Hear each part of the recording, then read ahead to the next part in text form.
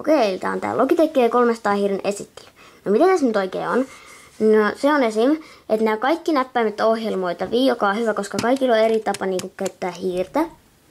Sitten sitä DPI:tä, eli kuinka vähän sun tarvii liikuttaa sitä täällä hiirimatolla, niin on säädettävissä esimerkiksi näistä kahdesta. Sitten näin näppäimiin voi laittaa sen niin nettiselaimessa. Sä voit laittaa, että tästä menee taakse ja tosta eteen, ettei sun tarvitse mennä tonne, klikata sieltä ja sen jälkeen mennä taas katsoa niitä juttuja. Sitten tässä on vasen ja oikeakätisille tää muotoilu, joka on hyvä, koska jos toinen on vasenkätinen ja toinen oikeakätinen, niin silloin kun se oikeakätinen pelaa, se voi olla tuolla ja kun vasenkätinen pelaa, niin se voi taas olla tässä.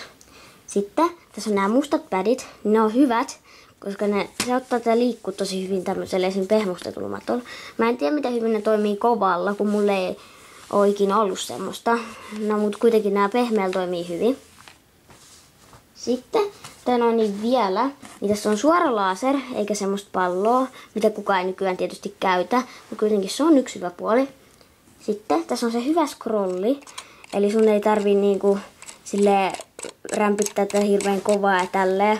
Eikä tää myöskään sit ole semmonen vapaa, että kun sä teet ihan hirveän vähän, se menee koko sivun toiseen päähän, että on semmonen hyvä scrolli. Sitten tässä on nämä värit, vihreä, sininen ja punainen, niin silloin nämä eri kontrollit, eli nämä asetukset täällä. Niin kuin mä sanoin videon alussa, niin kaikilla on eri tapansa käyttää sitä hiirtä.